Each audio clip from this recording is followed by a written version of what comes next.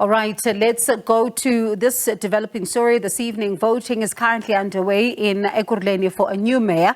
This after the DA's Thania Campbell was voted out earlier this evening. Now, 126 councillors supported the motion of no confidence in her, while 91 were in fact against it. So let's get the latest now from Mbalenhle Mthethwa, our reporter here at the SABC. Mbalenhle, any movement on the results?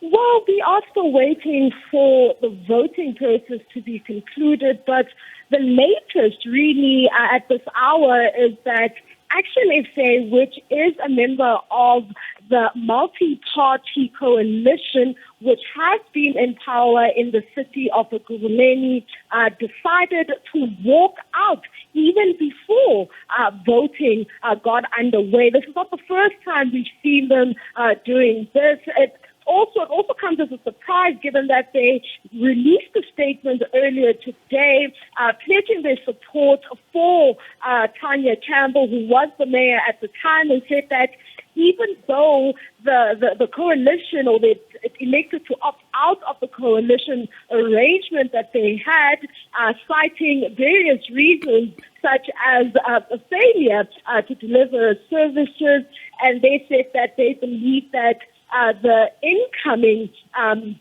mayor would not be able to do any better, and that services would suffer or almost collapse at the hands of the incoming mayor. And they said they were against a decision of electing a one-seat candidate to the mayoral position. This is what was outlined in that statement that was released earlier on today.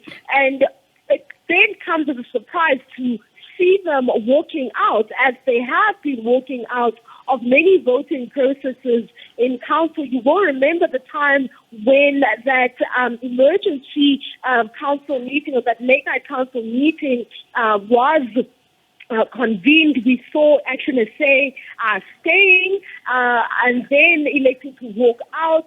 We've also seen them walking out of other voting processes, such as when council was voting for the permanent appointment of a speaker, as well as the chief whip. At the time, it was an ANC candidate, Jongiziwe Zabati, as well as an EFF candidate who ascended to the speaker position, and the ANC candidate ascending to the chief whip position.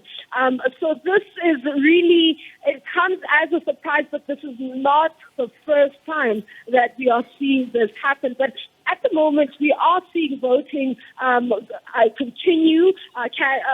Councillors walking up to the IEC desks and also just presenting their identity documents and voting by way of a secret ballot. This is the process and the procedure that has been followed when voting in a mayor. The mayor is voted in by way of a secret ballot, and then the IEC will then declare the results, announce the results rather, and we understand that there is a magistrate here that is, a member of the judiciary who is present in council. This means that once the mayor is elected, the mayor will be sworn in, and they will be an elected mayor come the end of well, not the end of the day, but the end of the evening today. So this is, I'm not sure if this is the first time this is happening, but it seems as though nothing is being left to chance. If you remember, in October last year, the mayor was ousted in a similar motion, only to be re-elected after talks between the ANC and the EFF seemingly collapsed.